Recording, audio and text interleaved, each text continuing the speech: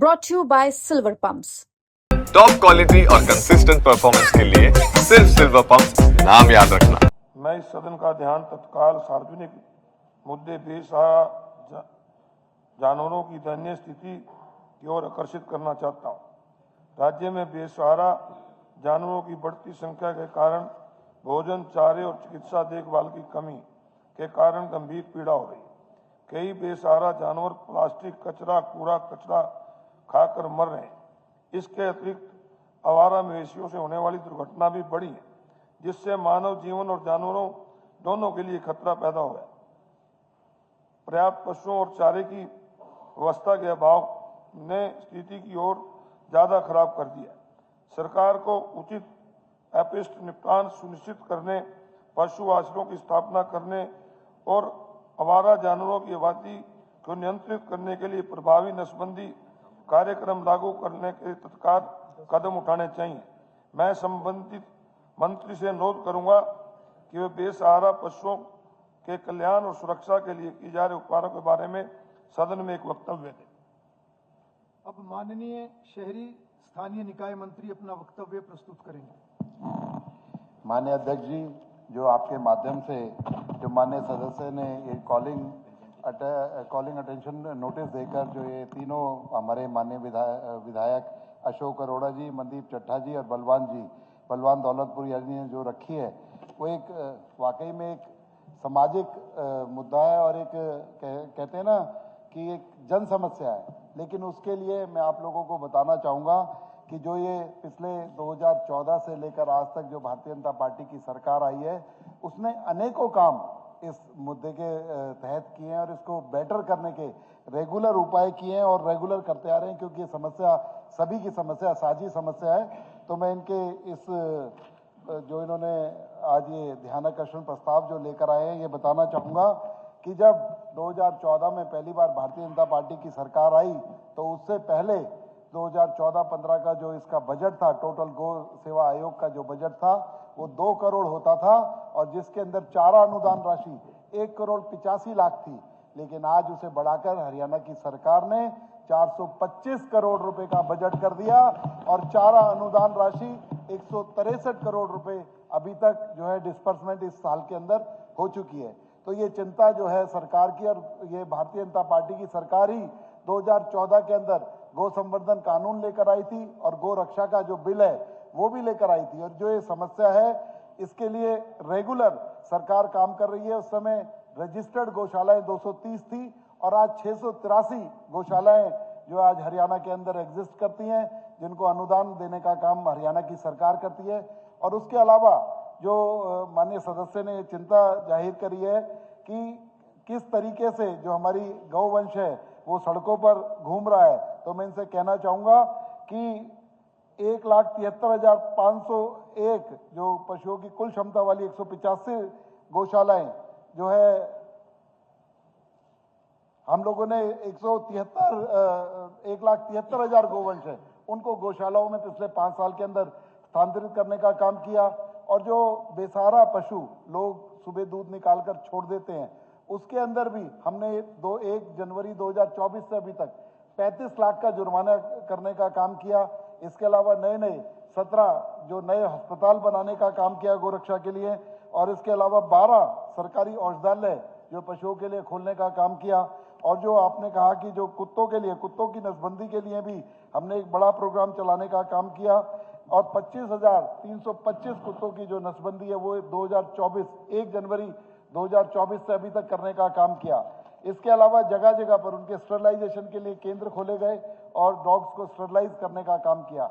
लेकिन मैं समझता हूं कि एक जन समस्या, एक बहुत बड़ा काम जो है हम लोगों ने एक बीड़ा उठाया है 2014 से अब तक, चाहे बजट की बात हो, चाहे उस पर जगह जगह पर काम करने की बात हो। लेकिन ये समस्या एक विकट समस्या है और गो अभयारण्य, नए 2 गो अभयारण्य बनाने का काम हमारी सरकार ने इसमें किया है, जो कि जिला पानीपत में नैन गांव के अंदर गो अभयारण्य बनाने का काम किया है और जिसके अंदर 5,000 पशुओं को हमने स्थानांतरित करने का काम किया है। एक हिसार के डंडूर गांव के अंदर भी हम लोगों ने गो अभयारण्य बनाने का काम किया है और रेगुलर गो अभयारण्य हर डिस्ट्रिक्ट में बनाने की स्कीम है और एक पूरा का पूरी टास्क फोर्स जो बनाने का काम 5 साल के अंदर हर नगर निगम नगर पालिका के अंदर किया है। लेकिन ये समस्या रेगुलर ये नहीं है कि 100% हमने इस पर काबू पा लिया है, लेकिन बहुत तेजी से सरकार इसके लिए चिंतित है और इस पर भी काम कर रही है। और जो हमारे सदस्य ने इस पर चिंता जाहिर की है, वो चिंता बेटर है, इस पर और इम्प्रूवमेंट का काम हम लोग रेगुलर कर रहे हैं। स्पीकर साहब, मंत्री जी ने जवाब दिया। ठीक बात है कि आपने उनके चारे के लिए भी ज्यादा पैसे देने का काम किया है, परंतु मेरा एक मानना है, मैंने 0 ओवर में भी कहा था स्पीकर सर कि गौ हमारे लिए आस्था का प्रतीक है, हम माता मानते हैं। और गौशालाओं के पास इतने साधन मंत्री जी नहीं है कि वो, हम ठीक है कि नगर पालिका के कर्मचारी शहरों के अंदर गांव के अंदर वीडियो वगैरह पशुओं को लेकर गौशाला में छोड़ते हैं, परंतु गौशाला के अंदर चारे की जो हम मात्रा देते हैं प्रति गौ के हिसाब से, नंदी के हिसाब से, बछड़े के हिसाब से, वो पर्याप्त नहीं है, उससे उनका गुजारा नहीं होता। मेरा सवाल है कि क्या इस राशि को बढ़ाया जाएगा? और दूसरा, जो आवारा कुत्ते हैं, मंत्री जी आपका महकमा भी है, आप शहरों में जाके देख लें कि कोई गली मोहल्ला ऐसा नहीं जहां कुत्तों की संख्या लगातार ना बढ़ रही हो। ये नसबंदी के लिए जो पैसा जाता है ना स्पीकर सर, उसमें भी भ्रष्टाचार हो रहा है। तो मेरा ये है कि इसकी भी एक ज्यादा हो नसबंदी, और दूसरा ये कि गौओं के चारे के लिए क्या सरकार इसकी जो डेली चारे की राशि है उसको बढ़ाएगी? एक मंत्री जी, बाकी सप्लीमेंट्री आ जाए, इकट्ठा जवाब दे देंगे। श्री मनदीप चट्ठा। नहीं, जिनका नोटिस है वही। नहीं, ऐसे नहीं, कुछ नहीं, वो अलग से दिखाएंगे। नहीं, यहाँ नहीं, यहाँ ऐसे नहीं होगा। गोकुल जी, ऐसे नहीं होगा, कोई सिस्टम होता है, ऐसे नहीं होगा। प्लीज बैठिए। मनदीप जी। ऑनरेबल स्पीकर सर, मैं मंत्री महोदय जी से ये जानना चाहता हूं कि ठीक है, सरकार कदम उठा रही है, लेकिन जैसे शाम का समय है, हमें कोई गौ माता या कोई बेसहारा जानवर नहीं दिखता। जैसे ही सुबह का समय आता है, सारी सड़कें भरी होती हैं। क्या ये सब बेसहारा पशु बाहर से आके छोड़े जाते हैं, या क्या इनको किस तरह छोड़ा जाता है? कम से कम नाके लगे हों, चेकिंग्स हों प्रॉपर तरीके से। रोज कोई ऐसा दिन नहीं है जिस दिन कोई ना कोई गौ माता हमारी एक्सीडेंट का शिकार नहीं होती। मानव जीवन को भी उसमें नुकसान पहुंचता है। साथ में जहां तक फसल का, किसान का भी नुकसान होता है, बहुत ज्यादा नुकसान होता है।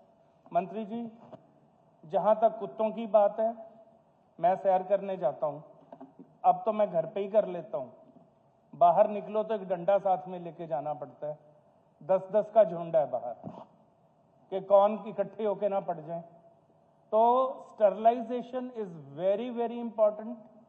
और ये जो गौ माता का ये जो आपने कोई बोर्ड बनाया है जो कि बेसहारा गौओं के लिए स्पेशली डील करे, और गौशालाएं तो हैं, ग्रांट्स और बढ़ाई जानी चाहिए उनके लिए, साथ ही आश्रय बनने चाहिए बेसहारा पशुओं के लिए।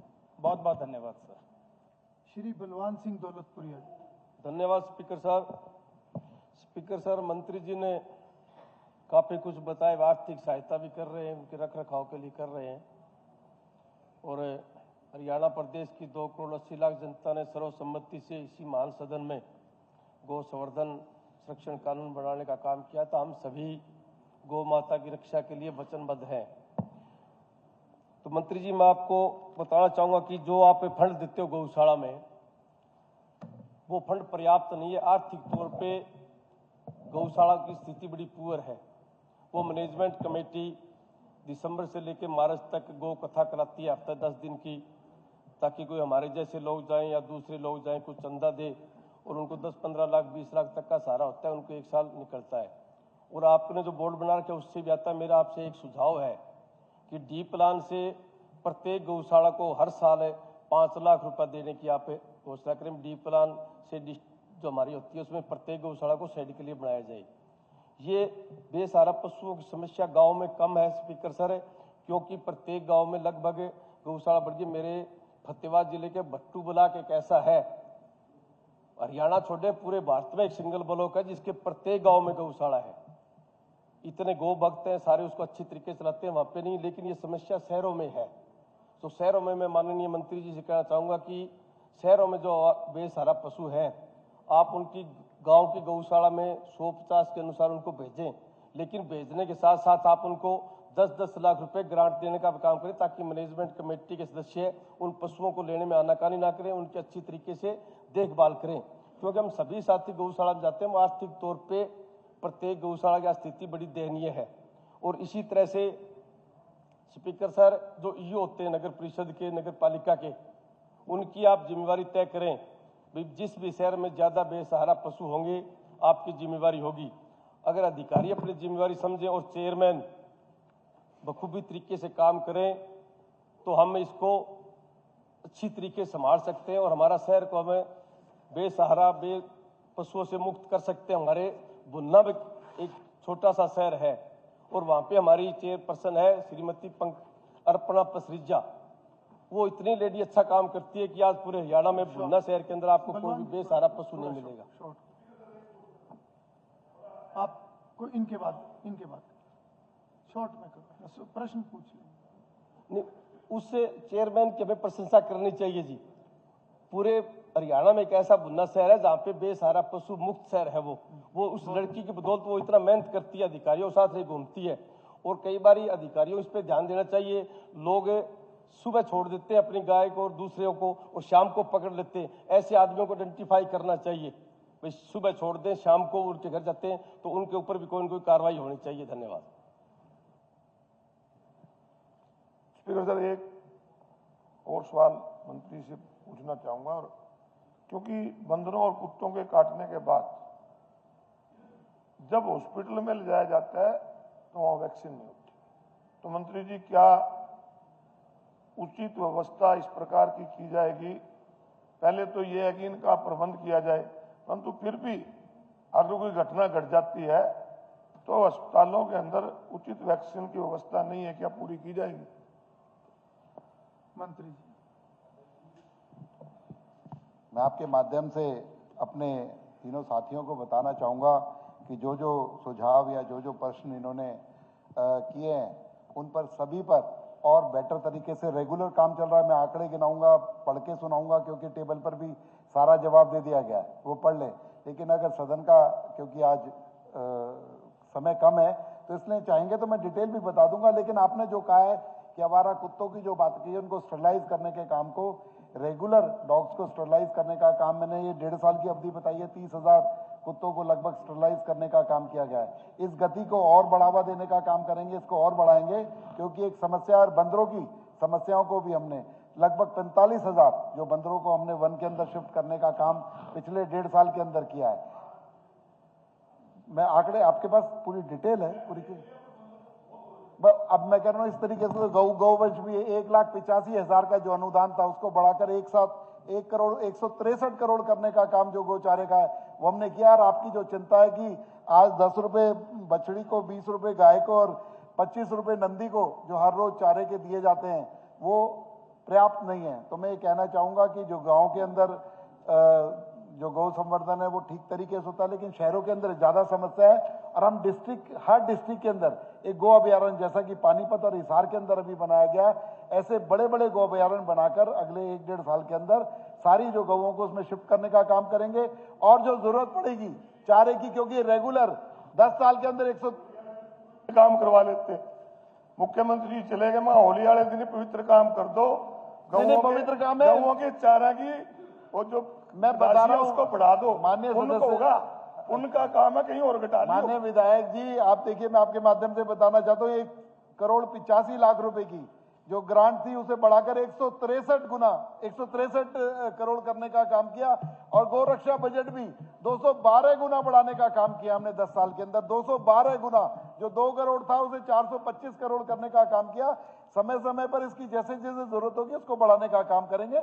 और आपकी चिंता जायज है, हमारी भी यही चिंता है। जब भी गौ संवर्धन कानून हम सब सर्वसम्मति से लेकर आए थे और इसको आगे करने का काम करा, इस चिंता के अंदर आपको जो चिंता आपने जताई है वो हमारी भी, और बेटरमेंट आपको आने वाले दिनों में दिखाई देगी। देखिए, ये एक बहुत ही महत्वपूर्ण विषय है और इस पे चर्चा आज इसीलिए कॉलिंग अटेंशन जो है वो एक्सेप्ट भी किया गया। सरकार ने अपना पक्ष रखा, परंतु मुझे एक चीज़ बहुत अच्छी लगी जब माननीय सदस्य बलवान सिंह जी ने एक उदाहरण दिया कि हमारे प्रदेश के अंदर एक ऐसा प्रयास भी किया जा रहा है इस विषय के ऊपर कि वहाँ पर कोई भी इस प्रकार का बेसहारा पशु, कोई भी गोवंश हमें दिखाई नहीं देता, तो गुना के अंदर। तो मुझे लगता है कि इस विषय पे हम सब भी थोड़ा सा गंभीर होके जनप्रतिनिधि के नाते, क्योंकि मेरा अपना ये एक तजुर्बा है कि जनप्रतिनिधि जिस विषय के ऊपर इंटरेस्ट लेके अपने जागरूकता के नाते, लोगों को इन्वॉल्व करने के नाते जब भी कोई प्रयास करता है, निश्चित रूप से उसमें अच्छे रिजल्ट जो आते हैं। और ये एक ऐसा विषय है जो आस्था से जुड़ा हुआ विषय भी है और सेफ्टी से जुड़ा हुआ विषय भी है, क्योंकि विषय बंदरों का, कुत्तों का, वो भी एक आया है। सरकार अपने स्तर पर इसमें कदम उठाए और हम भी इसके अंदर और सामाजिक संस्थाओं को भी इन्वॉल्व करते हुए, और हम खुद इसमें एक एक्टिवली इसके अंदर हम पार्टिसिपेट करें, तो मुझे लगता है कि नतीजे और भी अच्छे आ सकते हैं। क्योंकि ये केवल सरकार का विषय ऐसा नहीं है, ये सभी समाज का विषय है और सभी को इसमें हिस्सा ले। जी डॉक्टर साहब, आप इसमें स्पीकर साहब, अध्यक्ष जी, कि एक शहरों में जगह कम है और संख्या ज़्यादा है, तो मेरी दरखास्त थी आपसे, आपके माध्यम से मंत्री जी को मैं कहूँगा कि गाँव में, शहरों में संख्या ज़्यादा है, गाँव में अगर हमारी जो गौशालाएं हैं उनमें अगर हम शिफ्ट करने का अगर कोई ऐसा प्रोविज़न रखें और वहाँ ग्रांट बढ़ जाए तो ये भी एक अच्छा कदम होगा। गाँव में जो है इसको रखें तो बहुत अच्छा इसमें कोई और सार्थक सुझाव अगर कोई दे सके, जी, कोई भी सार्थक सुझाव हो जिसके ऊपर एक मंथन हो, आगे सरकार भी कोई कदम उठा सके और हम भी समाज के नाते कोई कदम उठा सके। सुझाव इसमें सर, स्पीकर सर, गौ चरान जो थे हमारे बुजुर्गों ने गौओं के लिए ही छोड़े थे, वो पंचायतों पे चले गए। जब जिसका किसी का घर खोस लोगे तो वो तो सड़क पे ही आएगा। आपकी हमारी भी कोठी कोई खोस लेगा तो आप सड़क पे ही आ जाएंगे। तो गौ चरांद के नाम से जितने भी अपने हरियाणा में गौ चरांद है उस पर विचार करना चाहिए, उनका घर दिलाना चाहिए। और दूसरा, जैसे गौ अभ्यारण्य थे वो गौ अभ्यारण्य ही है गौ चरांद, उनको दोबारा से उसी तरह से करना चाहिए, गौओं के लिए देना चाहिए वो। दूसरा, जो फॉरेस्ट है, फॉरेस्ट के जितने जंगल हैं उनकी चारदीवारी करा के उसमें भी गौओं का काम चल सकता है। वो फॉरेस्ट भी रहेगा और गौ चरांद भी रहेगा, उसमें तालाब हो जाएंगे, पानी हो जाएगा, गौशाला भी किसी किनारे में बड़े स्तर पे हो सकती है। ये सारे काम हो सकते हैं, कोई बड़ा काम नहीं है। हमने पूर्वजों ने जो हमारा काम किया था, अगर हम उसकी नकल मार लेते समस्या ही खत्म हो जाएगी। ठीक, 4-5 सदस्य आधे मिनट में अपना विषय। अध्यक्ष महोदय। जी, माननीय डिप्टी स्पीकर साहब। अध्यक्ष महोदय, डिप्टी स्पीकर साहब तो कभी एक मेरा निवेदन ये भी है कि प्रत्येक शहर के अंदर गौशालाएं, और उसका विषय यह है कि कैपेसिटी तो ज़्यादा है लेकिन उन्होंने गौएं कम रखी हुई। प्रत्येक गौशाला से उसकी कैपेसिटी मंगवा लें कि सर्दियों में कितनी रहती है और गर्मियों में कितनी रहती है, फिर उन गौओं को भी वहाँ पे शिफ्ट करवाया जाए। और जैसा कि मंत्री जी ने जिक्र किया, मेरा हनुमानगढ़ जाना हुआ था, हनुमानगढ़ में इसी प्रकार से जो जंगल था उसके चारों तरफ चारदीवारी की गई थी, उसी के अंदर पानी की खाल, तालाब, ये सारी व्यवस्थाएं थी वहाँ पर, और बहुत ज़्यादा गौएं उसी के अंदर थी।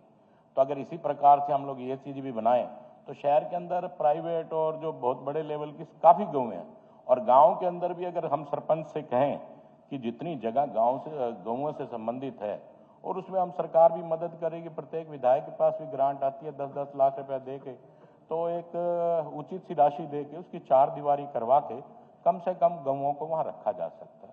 तो ऐसा विचार किया जाए तो वो भी बहुत बेहतर है। माननीय मंत्री जी, ऐसे अध्यक्ष महोदय बहुत सी पंचायतें हैं जिनके पास एक एक गांव में 100-100, 200 एकड़ जमीन पड़ी है और वो बटाई पे भी नहीं जाती क्योंकि पानी का साधन नहीं है, ना मात्र की घास खड़ी है, कुछ पेड़ खड़े हैं।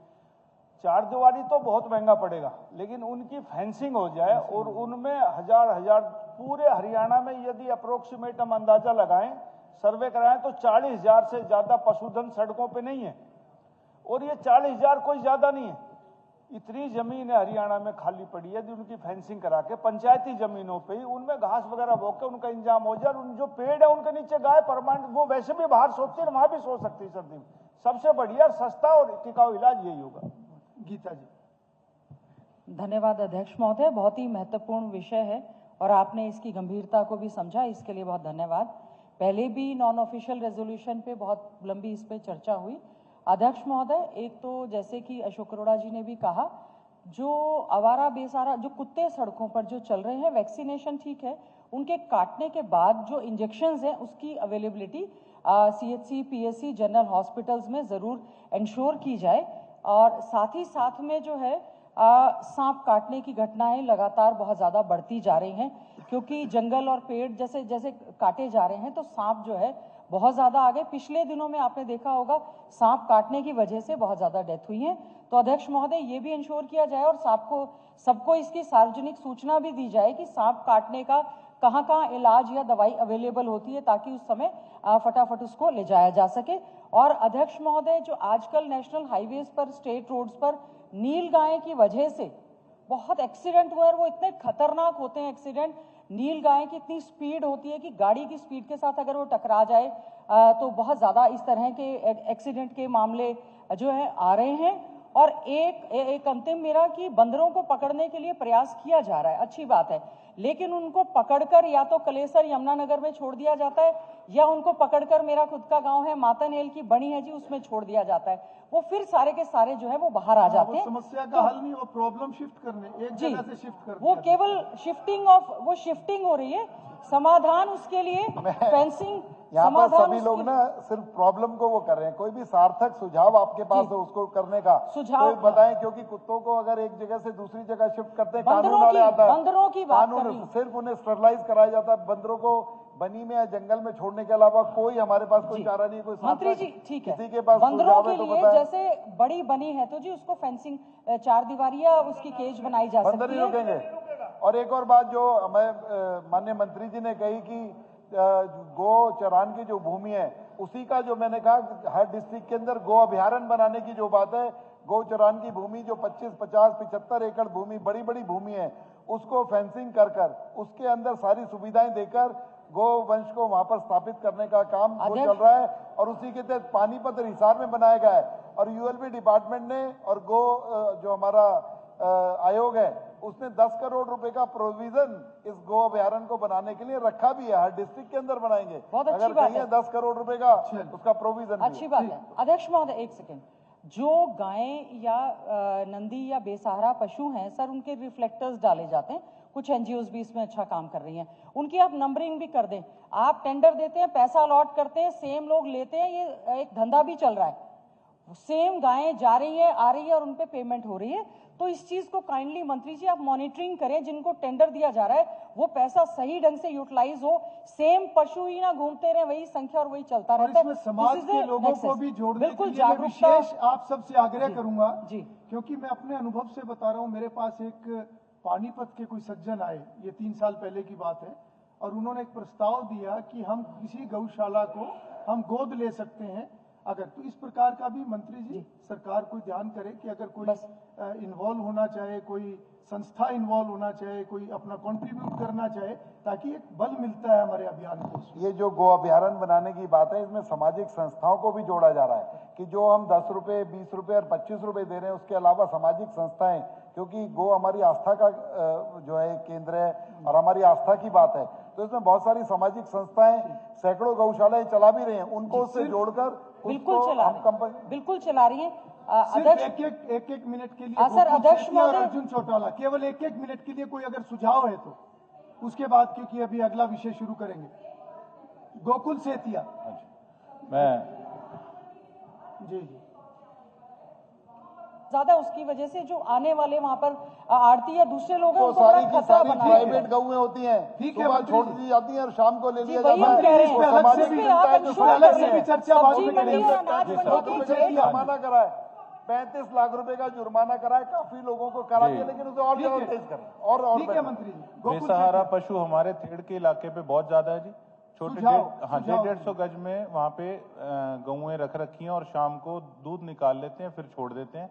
मंत्री जी से मेरी बात हुई थी इस बारे में, इन्होंने इंश्योर किया था कि बाहर कोई ना कोई जगह दी जाएगी। हम उम्मीद भी करते हैं कि जल्दी इस पे मंत्री जी एक्शन लेंगे। कोई और सुझाव हो तो वो भी हाँ जी, भिजवाइए। और 2 हमारे गौशालाएं हैं गाँव में, एक केलनिया में एक रामनगरिया में। काफी जगह पड़ी है, वहाँ पे सर शेड लग सकते हैं और बड़े, और वहाँ पे बढ़िया सिस्टम बन सकता है। नहीं तो हालात बहुत बुरे हैं सर। ठीक है सर, मेरे को 1 मिनट केवल सुझाव दीजिए। सर सुझाव दूंगा सर, पर 1 मिनट फालतू दीजिएगा। 4 सुझाव हैं जी मेरे।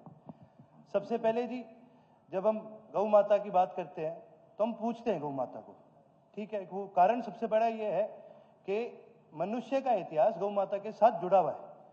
हमने गौ माता से हमें वो ताकत मिलती है कि भी हमें अपने खेतों में बिजाई कर सके, हमें दूध मिलता है हमें, और सबसे बड़ा धन जो हमें मिलता है उनका गोबर है। और आज के दिन जी ये एक बहुत बड़ा एनर्जी पोटेंशियल है जो वेस्ट हो रहा है। चौटाला गांव में बहुत अभी रिसेंटली एक बड़ा प्रोजेक्ट लगा जिसके अंदर गौशाला के अंदर एक बड़ा गोबर गैस प्लांट लगा। माननीय स्पीकर महोदय, इसके 2 बहुत बड़े फायदे हैं। पहला तो उसके अंदर से जो खाद निकलती है वो खाद ही गौशाला के भी काम आती है, वो खाद गाँव वालों के भी काम आएगी, और वो उस खाद से जी कहीं ना कहीं देखो जो खाद की कमी आती है हम उसको ऑर्गेनिक तरीके से पूरा भी कर सकते हैं। जो गैस निकलती है उसमें से वो कंप्रेसर के माध्यम से यदि सिलेंडरों के अंदर भरी जाए तो फिर वो गैस भी गांव के अंदर आम लोगों तक एक सस्ते रेट में पहुंचाई जा सकती है। और इससे क्या है सर, एक मॉनेटरी इंसेंटिव मिलता है, और जब मॉनेटरी इंसेंटिव जुड़ जाते हैं किसी भी चीज के साथ तो अपने आप लोग उससे ज्यादा जुड़ने का काम करेंगे। एक बंदरों पे भी देना चाहूंगा जी मैं, बस बाकी आप लिख के भी, बस 2 सेकंड लगेंगे। कोई भी माननीय सदस्य इस विषय पे अपना सुझाव देना चाहे तो वो लिखकर भेजे। जी मंत्री जी। जी मंत्री जी। ठीक है मंत्री जी, आप अपनी बात रखिए। चाहता हूँ, एक बात मैं कहना चाहता हूँ, माननीय अध्यक्ष जी ने जो चिंता करी, अब माननीय विधायक ने जो चिंता करी है गोबर गैस प्लांट की बात, तो गोबर गैस प्लांट लगाने का जो है प्रोविजन है, यूएलबी उसके लिए ग्रांट देता है। जिस भी गौशाला के अंदर गोबर गैस प्लांट लगाना है वो लिख कर दे दे, उसे ग्रांट दे दी जाएगी। गोबर गैस प्लांट हर गौशाला के अंदर लगा सकते, कोई भी दिक्कत की बात नहीं। 1 मिनट सर, आज होली का पावन पवित्र दिन है, हम 90 लोग सदन में हैं। आज एक पहल कर लें सभी लोग, इसमें कोई भेदभाव की बात भी नहीं है। एक गौशाला हम ओन करें, पैसे तो सरकार दे रही है, हमने तो पल्ले से कुछ करना नहीं है, सिर्फ देखभाल करनी है ना। बहुत अच्छा सुझाव। और सर्वसम्मति से करें बात। और मैं तो दूसरी बात और कहूंगा, एक एसीएस अधिकारी को भी यदि ये पहल कर लेनी चाहिए अपनी ओन इच्छा से। और मैं वादा करके, इसका कोई ये बना, मैं तो अपनी तरफ से आज वादा करके जा रहा हूँ, एक गौशाला को मैं ओन करूंगा और उसकी सारी व्यवस्थाएं करने में सरकार का सहयोग मैं लूंगा।